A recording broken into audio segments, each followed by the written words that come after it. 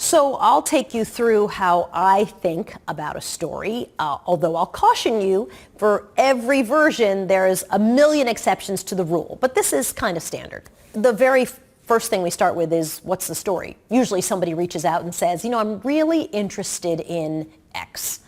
And that means that you have to go and figure out what is the story generally. Often we pitch the story. There's something that we're interested in as a company. And so we'll go to the partners we work with and say, boy, we think there's a really interesting story here. Is this a story you'd be interested in telling? So you find a partner and you agree that, yes, there is a story here. We're not really sure what it is. We don't know the details. We don't have any characters yet. We're not sure where we're going to shoot it. We don't know how long it's going to be. We don't even know over what amount of time we'd shoot it. Is it short? Is it medium length? Is it a full length doc? But we feel there is a story here, and that's usually the very beginning for us. We often start our storytelling with a question that's kind of stymied us, like, this is weird. I wonder why is college so expensive today? Why has it doubled from when I went 20 years ago, when it doesn't seem like much has really changed beside that?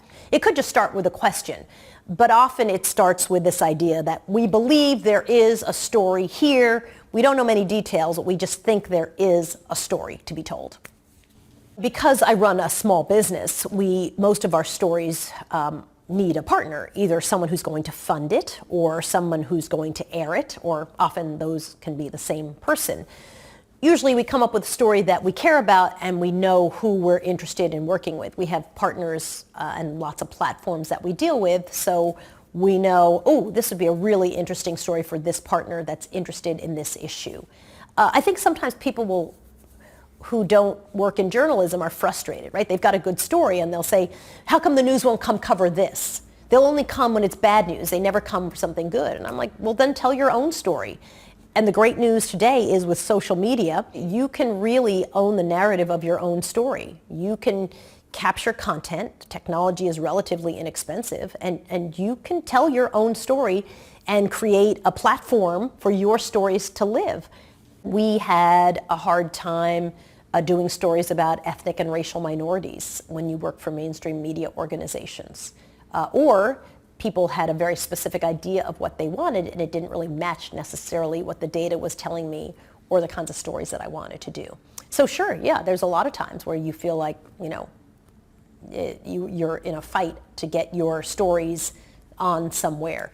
We did a documentary called Beyond Bravery, The Women of Ground Zero, and it was a look at women who worked as rescuers during 9/11. We focused on 2 police officers, 2 firefighters, 1 EMT, and 1 national security expert.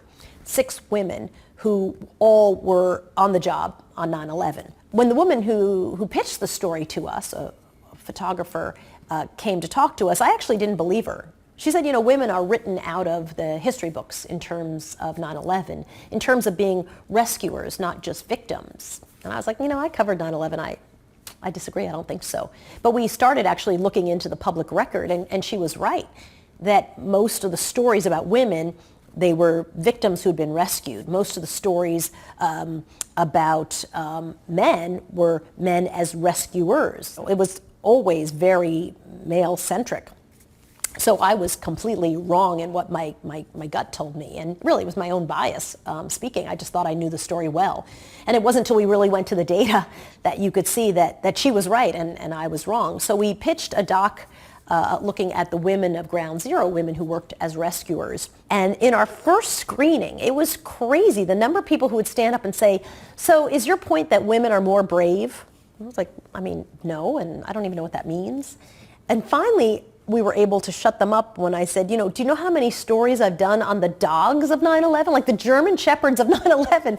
Nobody minds. Why are we so resistant to an hour focusing on women who worked at Ground Zero rescuing people? It's just another point of view on a story that we think we all know. We thought it was appropriate for the anniversary. And I should add, when that documentary aired, it won the day, partly because it was not a story about the women of Ground Zero. It was a story about an event we thought we all knew so well from a different perspective. And I think one of the things that I've done over the years is to make sure that we just pluck people out and elevate them and tell those stories that are often ignored. I think that's really, really important. And frankly, if it makes people uncomfortable, so be it.